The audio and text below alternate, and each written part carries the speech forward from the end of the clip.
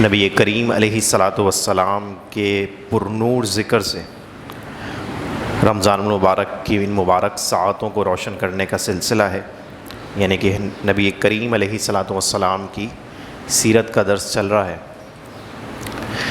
حضور علیہ الصلاۃ والسلام کی عمر شریف جب 40 برس کے قریب ہوئی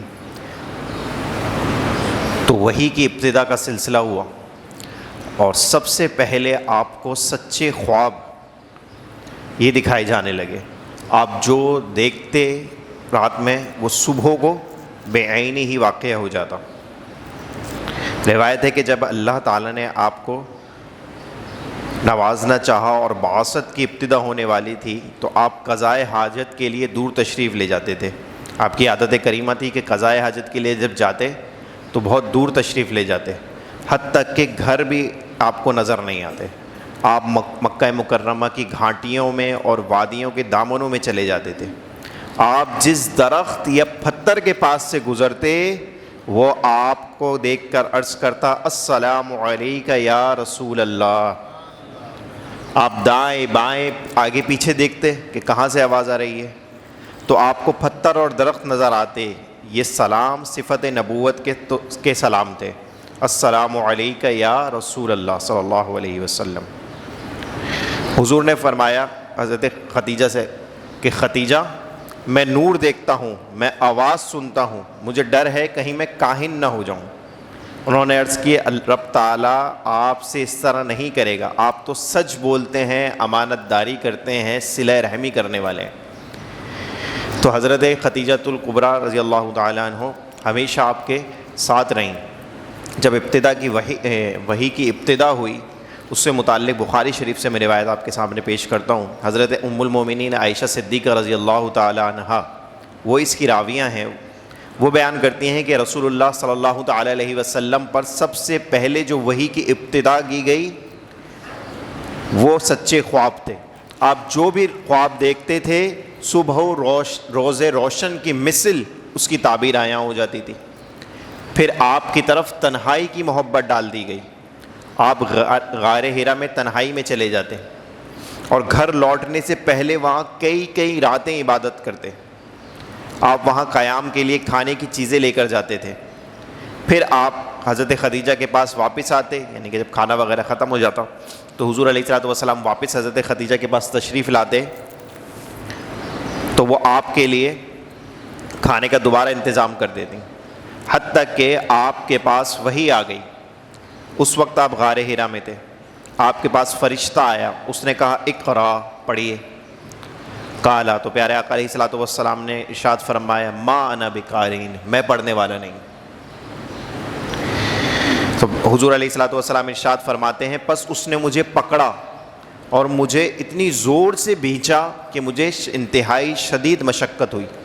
پھر اس نے مجھے چھوڑ دیا فرشتے نے، پھر کہا اقرا، پڑھیے۔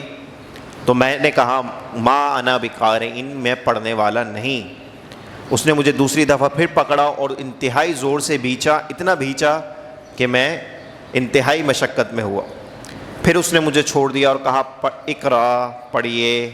تیسری دفعہ بھی میں نے کہا ما انا بقارئ، میں پڑھنے والا نہیں۔ تو اس نے مجھے پھر پکڑا اور بھینچا اور مجھے انتہائی مشقت ہوئی۔ پھر اس نے مجھے چھوڑ دیا اور کہا اقرا بسم ربک الذی خلق۔ یہ پوری 5 آیتیں، 3 آیتیں جو ہیں وہ 3 یا 5 آیتیں پھر آگے سورہ علق کی وہ پڑھیں۔ پھر حضور علیہ الصلوۃ والسلام نے ان آیات کو پڑھا، پھر آپ اس حال میں لوٹے، پھر فرشتہ چلا گیا اور آپ غار حرا سے نیچے اتر کر آئے، تو آپ اس حال میں لوٹے کہ آپ کا دل کپ کپا رہا تھا۔ آپ حضرت خدیجہ کے پاس آئے اور کہا زملونی زملونی، مجھے چادر اڑاؤ، مجھے چادر اڑاؤ۔ سو گھر والوں نے آپ کو چادر اڑائی، حتیٰ کہ آپ کا خوف دور ہو گیا۔ تو آپ نے حضرت خدیجہ کو اس واقعے کی خبر دی اور فرمایا مجھے اپنے نفس پر خطرہ ہے۔ حضرت خدیجہ نے کہا کلا واللہ ما یحزیک اللہ ابدا، ہرگز ایسا نہیں، اللہ کی قسم اللہ آپ کو کبھی شرمندہ نہیں کرے گا۔ پھر حوصلہ افزا کلمات حضرت خدیجہ کے دیکھیں، کتنی زیرک اور سعادت مند خاتون تھیں۔ فرماتی ہیں کہ آپ رشتہ داروں سے میل جول رکھتے ہیں، کمزوروں کا بوجھ اٹھاتے ہیں، ناداروں کے لیے کماتے ہیں، مہمان نوازی کرتے ہیں، راہ حق میں پیش آنے والی مشکلات میں لوگوں کی مدد کرتے ہیں۔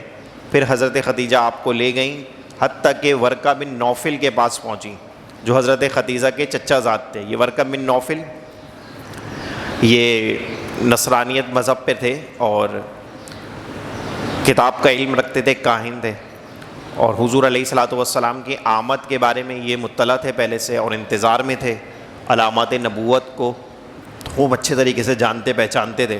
تو یہ ورقہ بن نوفل کے پاس لے گئیں، اور وہ زمانہ جاہلیت میں نصرانی ہو گئے تھے، وہ عبرانی زبان میں کتاب لکھتے تھے، چنانچہ وہ انجیل کو جتنا اللہ چاہتا تھا عبرانی زبان میں لکھتے تھے۔ وہ بہت بوڑھے تھے اور نابینا ہو گئے تھے۔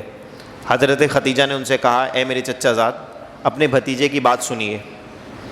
پس آپ سے ورقہ نے کہا، اے بھتیجے، آپ کیا دیکھتے ہیں؟ تب رسول اللہ نے ان کو بتایا جو کچھ آپ نے دیکھا تھا۔ پھر آپ سے ورقہ نے کہا، یہ وہی ناموس یعنی کہ پیغام رسا فرشتہ ہے جس کو اللہ نے حضرت موسیٰ علیہ السلام کی طرف نازل کیا۔ کاش میں اس وقت جوان ہوتا، کاش میں اس وقت زندہ ہوتا جب آپ کی قوم آپ کو نکال دے گی۔ تب رسول اللہ صلی اللہ تعالیٰ علیہ وسلم نے ارشاد فرمایا، کیا مجھے نکال دیں گے؟ ورقہ نے کہا، ہاں، جو شخص بھی آپ جیسا پیغام لے کر آیا اس سے عداوت رکھی گئی۔ اگر میں نے زمانہ نہ پایا تو میں نے اس زمانے کو پایا تو میں آپ کی بہت قوی مدد کروں گا۔ اس کے بعد ورقہ بن نوفل زیادہ دن زندہ نہیں رہے اور ان کی وفات ہو گئی اور وحی کا سلسلہ منقطع ہو گیا۔ تو یوں ہوئی کہ پہلی وحی جو حضور علیہ الصلوۃ والسلام پر نازل ہوئی ہے، اس کا پورا واقعہ حضرت ام المومنین عائشہ صدیقہ رضی اللہ تعالی عنہ نے بیان کیا ہے۔ اس سے یہ معلوم نہیں ہوتا، اس سے یہ نہ سمجھا جائے کہ حضور علیہ الصلوۃ والسلام کو اپنی نبوت کا پہلے علم نہیں تھا۔ جیسے میں نے عرض کیا نا کہ حضور علیہ الصلوۃ والسلام جب قضائے حاجت کے لیے تشریف لے جاتے تو پتھر اور درخت بھی آپ کو السلام علیکم یا رسول اللہ کہہ کر پکارتے تھے۔ چنانچہ حضرت ابو ذر نے سرکار سے دریافت کیا کہ یا رسول اللہ، آپ کو کیسے معلوم ہوا کہ آپ نبی ہیں، اور کس چیز سے آپ کو علم ہوا حتیٰ کہ آپ کو یقین ہو گیا کہ میں نبی ہوں؟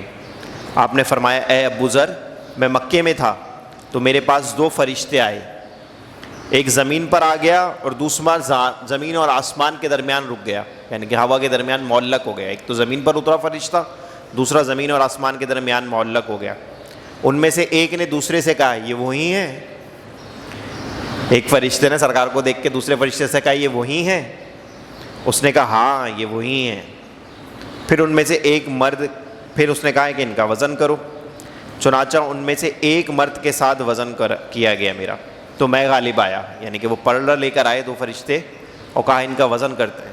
تو حضور صلی اللہ علیہ وسلم فرماتے ہیں، ایک پلڑے میں میں اور ایک پلڑے میں ایک آدمی کو رکھا اور وزن کیا گیا تو میں غالب آیا۔ پھر اس نے کہا 10 آدمیوں کے ساتھ وزن کرو، پھر اس 10 آدمیوں کے ساتھ میرا وزن کیا گیا تو میں غالب آ گیا۔ پھر اس نے کہا 100 آدمیوں کے ساتھ ان کا وزن کرو، پھر 100 آدمیوں کے ساتھ میرا وزن کیا گیا تو میں غالب آ گیا۔ پھر کہا 1000 آدمیوں کے ساتھ وزن کرو، پھر 1000 آدمیوں کے ساتھ وزن کیا گیا تو میں غالب آ گیا۔ لوگ مطلب 1000 لوگ جو رکھے ہوئے تھے پلے میں، وہ میزان کے پلے سے گرے جا رہے تھے۔ پھر ایک فرشتے نے دوسرے فرشتے سے کہا کہ ان کا پیٹ شک کرو۔ پھر میرا پیٹ شک کیا گیا اور میرے دل کو نکالا گیا، اس میں سے سیاہ خون کا لوتھڑا نکالا گیا جو شیطان کا حصہ تھا۔ پھر ایک نے دوسرے سے کہا، ان کے پیٹ کو اچھی طرح دھو اور ان کا دل اچھی طرح دھو۔ پھر ایک نے دوسرے سے کہا، ان کے پیٹ کو سی دو، تو انہوں نے میرے پیٹ کو سی دیا۔ پھر انہوں نے مجھے 2 کندھوں کے درمیان مہر نبوت رکھ دی، اور اب تک اسی طرح ہے، اور میں یہ تمام واقعات دیکھ رہا ہوں، یعنی کہ میں گویا ابھی دیکھ رہا ہوں۔ تو حضور علیہ الصلوۃ والسلام کو نبوت کی ابتدا کا علم ہونا یہ تو الگ بات ہے، بلکہ حضور علیہ الصلوۃ والسلام کو اس کی اپنے نبی ہونے میں کسی قسم کو کوئی شک اور تردد بھی نہیں تھا، بلکہ آپ کو اپنے نبی ہونے پر جزم اور یقین تھا۔ اگر کوئی یہ کہے کہ حضور علیہ الصلوۃ والسلام نیچے تشریف لے آئے، گھبراہٹ کا شکار اظہار فرما رہے تھے، تو یہ ایک عجیب معاملہ تھا۔ پہلی دفعہ حضور علیہ الصلوۃ والسلام کے ساتھ یہ سب کچھ رونما ہو رہا تھا، اور جب آپ نے یہ کہا حضرت خدیجہ سے کہ مجھے اپنے نفس پر خطرہ ہے، تو حضرت خدیجہ نے کیا کہا، اس کا یہ مطلب نہیں کہ مجھے اپنی نبوت میں شک ہے، اگر یوں ہوتا تو کچھ اور فرماتی حضرت خدیجہ، بلکہ یہ مقصد تھا کہ اب نبوت کا منصب مجھے بالفعل عطا کر دیا گیا ہے، کہ اب ذمہ داری بالکل سونپ دی گئی ہے کہ اب آپ تبلیغ دین کا کام شروع کریں، اور یہ ایک مشکل کام ہے۔ یہی وجہ ہے حضرت خدیجہ نے یہ جواب دیا، ہرگز نہیں، اللہ آپ کو کبھی شرمندہ نہیں کرے گا۔ جیسے ہم پہ کوئی ذمہ داری پڑتی ہے تو ہم گھبراتے ہیں کہ یار یہ تو کام صحیح سے ہو جائے، جیسے گھر میں شادی وغیرہ کا معاملہ ہوتا ہے تو لوگ بولتے ہیں یار تمام معاملات صحیح طریقے سے ہو جائیں، یا کوئی اور ذمہ داری آتی ہے، تو ایسے ہی حضور علیہ الصلوۃ والسلام کو اپنی نبوت میں معاذ اللہ کوئی شک نہیں تھا، بلکہ آپ کو یقین تھا، لیکن جو آپ اظہار فرما رہے تھے وہ اس وجہ سے تھا کہ بالفعل اب یہ منصب دے دیا گیا ہے اور اب اس کی ادائیگی کا وقت قریب آ چکا ہے، اور اب ان لوگوں کو اللہ کی طرف بلانا ہے، تبلیغ دین کا کام شروع کرنا ہے۔ اسی طرح ایک اور روایت حضرت جابر بن عبداللہ جو وحی اس کے رکنے کے متعلق بیان کرتے ہیں، انہوں نے کہا جس وقت میں جا رہا تھا، میں نے نبی کریم علیہ الصلوۃ والسلام سے بیان کرتے ہیں کہ جس وقت میں جا رہا تھا میں نے ایک آسمان سے ایک فرشتے کی آواز سنی، میں نے نظر اٹھائی تو میں نے دیکھا وہی فرشتہ تھا جو میرے پاس ہرا میں آیا تھا، یعنی کہ جبریل، وہ آسمان و زمین کے درمیان بڑی سی کرسی پر بیٹھا ہوا ہے، اس سے مروب ہو کر میں لوٹ آیا، میں نے کہا زمیلونی، مجھے چادر اڑاؤ، تو اللہ تبارک و تعالیٰ نے یہ آیات نازل فرمائے، یا ایھا المدثر قم فانذر، یہ آیات پھر نازل ہوئی، یہ دوسری وحی تھی جو حضور علیہ الصلوۃ والسلام پر آئی۔ تو یہ جو پہلی وحی اور دوسری وحی کے درمیانی حصہ ہے، اس کو کہتے ہیں فطرت وحی کا دور۔ حضور علیہ الصلوۃ والسلام نے فرمایا کہ میں مرعوب ہو گیا، تو اس پر یہ اعتراض ہوتا ہے کہ آپ کیسے مرعوب ہو گئے، آپ تو سید المرسلین ہیں، آپ کو تو پہلے سے اپنی نبوت کا علم تھا۔ اس کے کئی طریقے کے جوابات ہیں۔ دیکھیں، ایک عظیم ذمہ داری آپ کو سونپ دی جا رہی ہے، تبلیغ دین کا کام ہے، اور بتقاضۂ بشریت، اگرچہ آپ کامل بشر ہیں لیکن آپ ہیں تو بشریت کا، حضور کی بشریت کا جو انکار کرے گا وہ دائرہ اسلام سے خارج ہے۔ وہ بقاضۂ بشریت جب انسان کو پہلی بار کسی چیز کا سامنا کرنا پڑتا ہے تو طبیعت میں بے چینی اور اضطراب آتا ہے، انسان کی خصوصیت ہے۔ دیکھیں حضرت موسیٰ علیہ السلام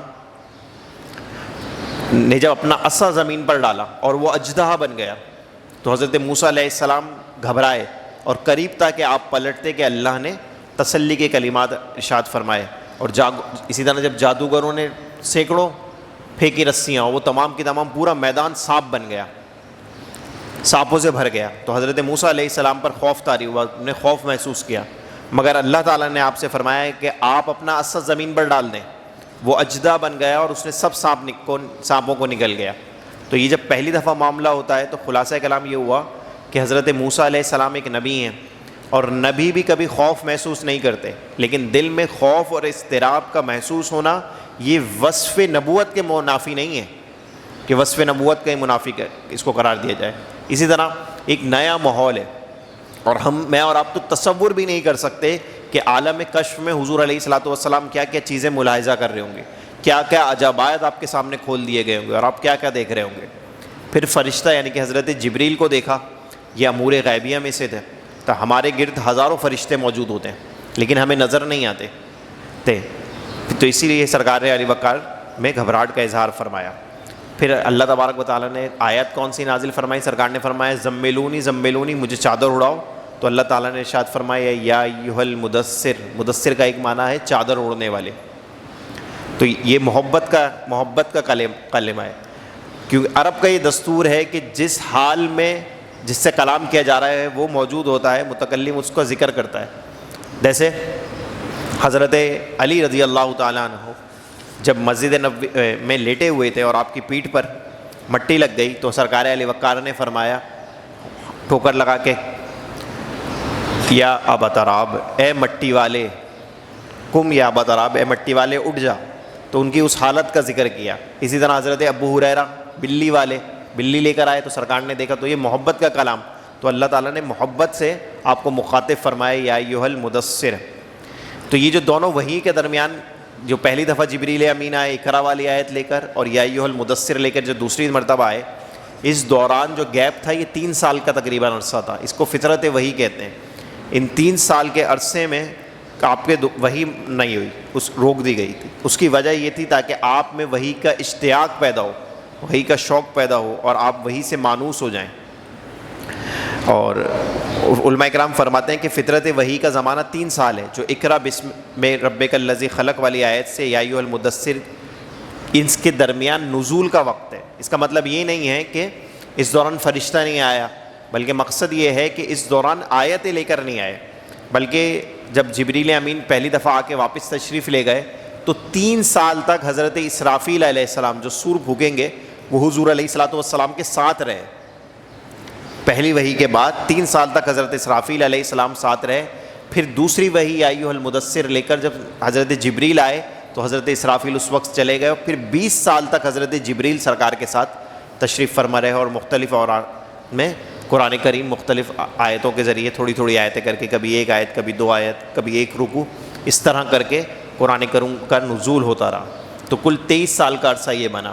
تو پہلی وحی کے بعد 3 سال فطرت وحی کا زمانہ رہا، وحی منقطع رہی، نہیں 3 سال وحی آئی، اور نبی کریم علیہ الصلوۃ والسلام کی طبیعت میں بہت زیادہ اشتیاق پیدا ہوا کہ وہ وحی کا وہی دوبارہ لذت اور وہ تمام وہ چیزیں آئیں، اور پھر وحی کا نزول ہونا اور حضور علیہ الصلوۃ والسلام کا اظہار فرمانا بے چینی کا، کیونکہ بہت بڑا معاملہ تھا۔